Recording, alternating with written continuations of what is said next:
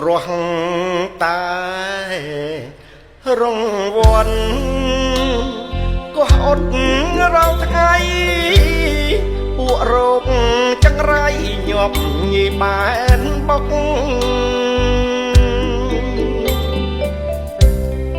ស្រែកពោលថាឈឺធ្ងោពេញទាំងស្រុកក្រពះកិកុក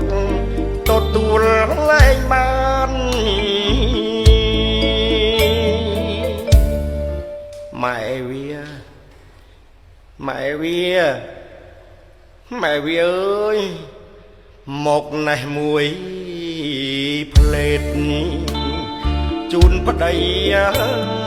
ទៅពេទ្យឈឺអស់ពេញប្រាណមកមិនប្រញាប់ប្តីស្លាប់មកមិនខានរង្វាន់ត្រូវបានលោកគ្រូពេទ្យហើយ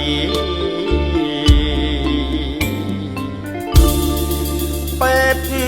គ្រប់មកទឹកហើយ